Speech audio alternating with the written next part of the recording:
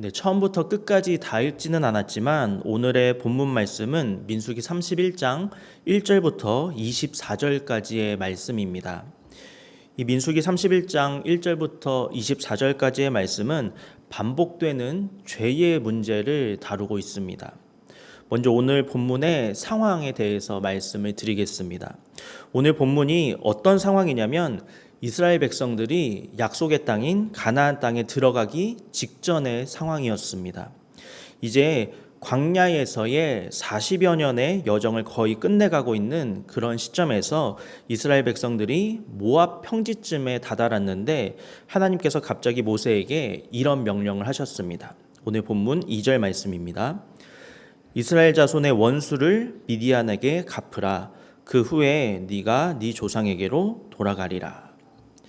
하나님께서 모세에게 뭐라고 말씀을 하셨냐면 이스라엘 자손의 원수를 미디안에게 갚으라 이렇게 말씀을 하십니다.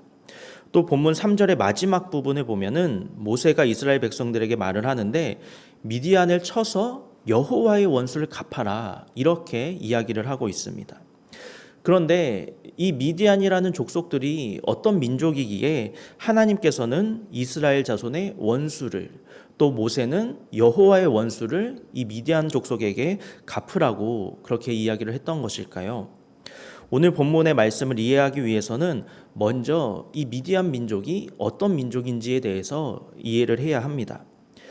미디안 민족이 어떤 민족이냐면 오늘 본문은 아니지만 민수기 24장에서 이스라엘 백성들이 모압 땅을 지나올 때 모압 왕 발락이 점술가 발람을 불러서 이스라엘을 저주하게 만들려고 했었던 바로 그 민족이 미디안 민족입니다. 하지만 하나님께서는 점술가 발람이 이스라엘 백성들을 저주하는 것이 아니라 오히려 축복하게 하시면서 모압 왕 발락의 시도는 끝내 실패하고 말았습니다. 그런데 이어서 민수기 25장을 보면은 이스라엘 백성들이 시딤에 머무는 동안에 모압 사람의 딸들과 음행하기 시작했고 그로 인한 연병으로 인해서 2만 4천 명이라는 아주 많은 사람들이 죽게 되는 끔찍한 결과를 낳게 되었습니다. 그런데 오늘 본문 16절에 보면 이들, 즉 미디안 민족이 발람의 꾀를 쫓아서 이스라엘 자손이 여호와 앞에 범죄케 했다 이렇게 기록이 되어 있습니다. 다시 말해서 발람이 이스라엘 백성들을 저주하는 것에는 실패했지만 이스라엘이 음행하도록 만드는 그런 꾀를 미디안 민족에게 알려주었고 그러한 발람의 꾀를 따라서 미디안 민족이 이스라엘 백성들을 음행의 범죄를 저지르도록 유혹했다라는 것입니다. 하나님께서는 바로 이 일을 잊지 않으셨습니다. 그래서 각 지파별로 1,000명씩을 차출하여서 12,000명의 군대를 만들었고 그들을 보내어서 미디안 민족을 진멸하도록 명령하셨습니다. 하나님께서는 이스라엘 백성들이 범죄케 했었던 이 미디안 민족들을 진멸시킴으로써 이스라엘과 하나님의 원수를 갚고자 하셨던 것입니다. 이스라엘 백성들은 그 하나님의 말씀에 순종하여서 이 미디안 민족과 전쟁을 벌여서 결국에는 승리를 했습니다. 미디안 남자를 다 죽였고 미디안의 부녀들과 아이들을 사로잡았으며 가축과 양떼와 재물을 탈취하고 그들의 거처는 모두 다 불살라 버렸습니다. 그렇게 이스라엘 백성들이 전쟁에서 승리하여서 사로잡은 것과 노력한 것과 탈취한 것을 다 가지고 돌아왔는데 그러한 이스라엘 군사들을 보면서 모세는 분노하고 있습니다. 오늘 본문 14절과 15절 말씀입니다.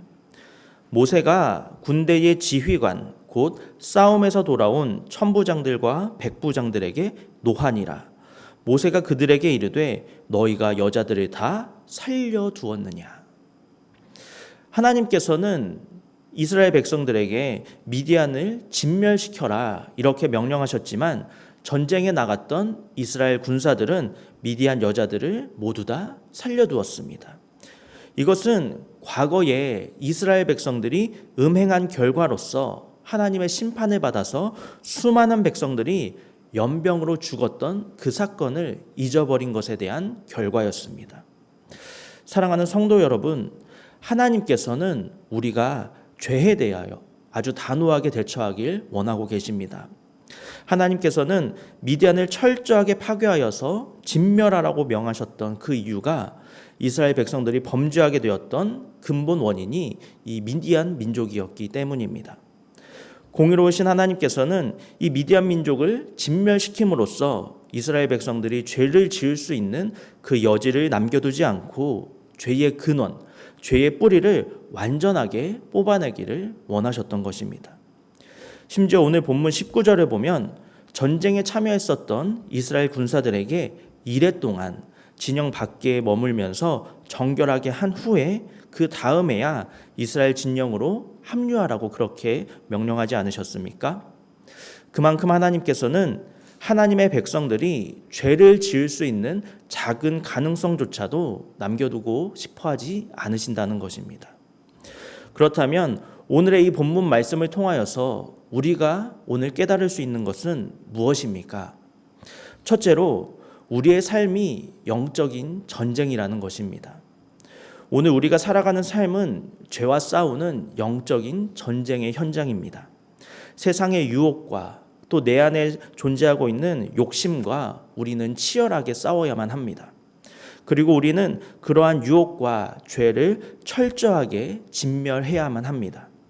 우리를 승리로 이끄시는 하나님의 권능을 의지하여서 오늘 하루도 세상의 유혹과 시험과 또 내 안의 욕심과 맞서 싸우시는 영적 전쟁을 치르는 저와 여러분이 되시기를 바랍니다. 둘째로 우리는 성결함을 지켜야 한다는 것입니다.